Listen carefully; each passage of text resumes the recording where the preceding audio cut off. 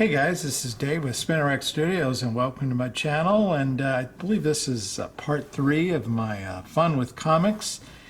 And as I've mentioned previously, I've got about nearly a couple short boxes of comic books I'm kind of sorting through and getting ready to probably take them down into the basement and file them away. So I thought I'd do some videos while I'm in this process, and here we have Doctor Strange. This is issue 14 from 1976. Gene Colan and Tom Palmer on the inks. Great shot there of Dracula. And actually this one I might keep out. Probably in late August here I'll be switching out all of the comic books in the spinner racks upstairs here in the comic book room, and this would obviously be a good one for fall Halloween season. And here's yet another Doctor Strange cover. This is from '77. This is a Frank Bruner cover.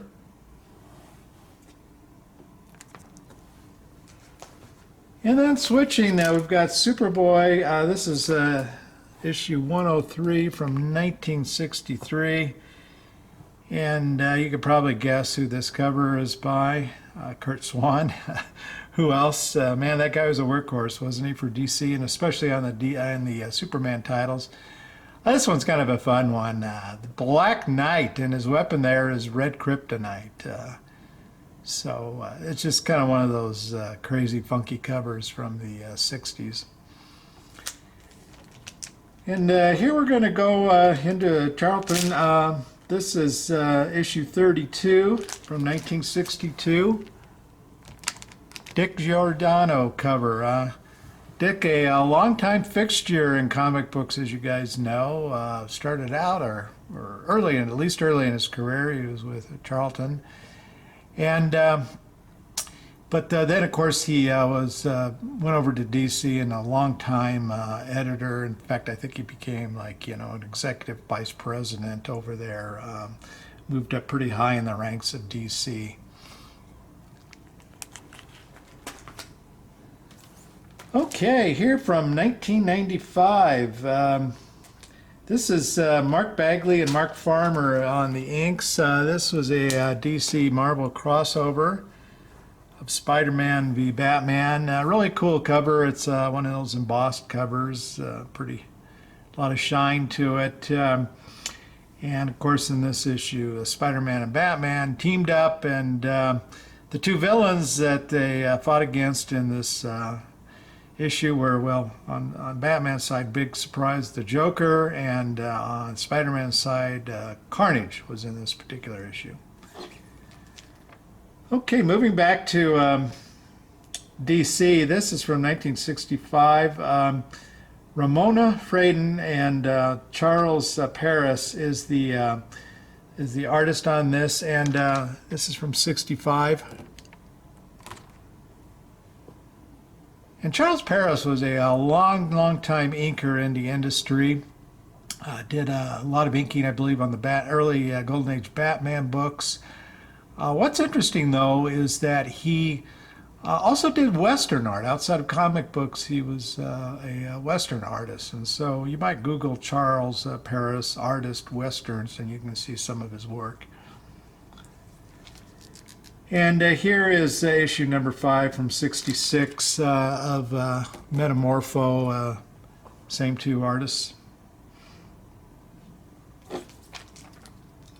And then finally here is from 1966. This is issue number 4. And of course Ramona, what a great artist she was. Kind of rare, as you guys know, back then for female artists. All right, moving on. Now we're going to get into a little Marvel team up. This is from 1975, issue 36 by Ed Hannigan. There's Spider-Man teaming up, so to speak, with Frankenstein. Maybe another cover I just might keep out and for the Halloween season. Okay, here's Tales of Unexpected, number 44 from 1959.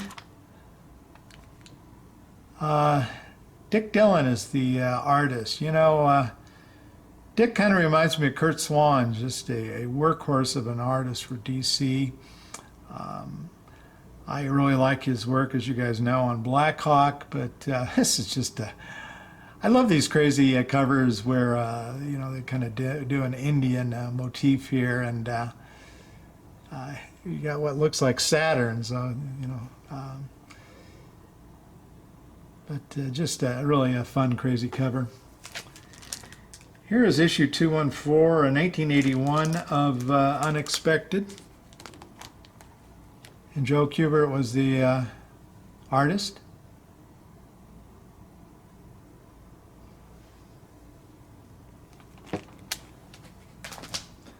Okay, moving on to some early Spider-Man Avengers, number 36 from 67. Don Heck did the pencils, and Stan Goldberg was credited for the inks. And of course, Stan would go on to become a very long-time, well-known artist for Archie Publications. Superman's Pal, number 77 from 1964, and who else? Kurt Swan on the cover.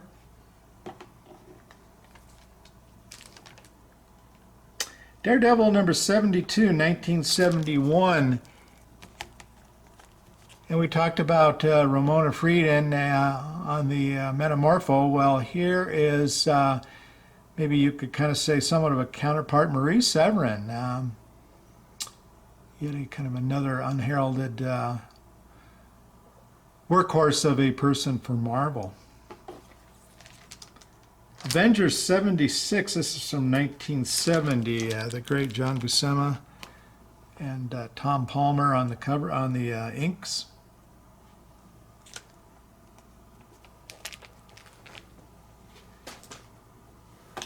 All right, doing another Daredevil. This is issue 107 from 1974. Jim Starlin on the pencils, Al Milgrom on the inks, a couple of stalwarts for Marvel back in the 70s.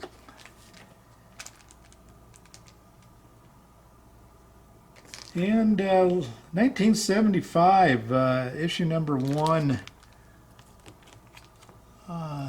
of the Atlas short-lived run. Frank Thorne is the credited artist on the cover, and Frank, kind of an interesting guy. If you Google him and bring up his Wikipedia bio, Frank kind of dabbled in the erotica area of comic books. And I'll also look at some images of him. Kind of a funny-looking guy. Well, not funny. He was looked like a wizard, a Dumbledore. He's got that long beard and hair that kind of looked like Dumbledore. But in his photo on Wikipedia, he looks much like Santa Claus, like Kris Kringle. Red Sonja number 3. This is from 1971, or I'm sorry, 1977. Pardon me. And once again, the aforementioned Frank Thorne, credited for the cover. And then finally, this is kind of moving to a different company here, different genre. This is a Giant Harvey size comic, TV Casper and Company, issue 27 from 1970. And just a fun comic, and this is a square bound. And just a really beautiful copy. I mean, this is a near mint copy, and you got to love these square bounds. And I don't know if you're going to be able to see, but just really the I don't think the camera's focusing on it, but trust me, the spine is just really in great shape. All right, guys. Well, that'll do it for this video. I hope you all are doing well. Hope you aren't burning up in the heat. It's just hotter than hell here in the Denver area. It's supposed to get to about 103 degrees. So I'm looking forward to fall. Can't wait. All right, guys. Well, take care.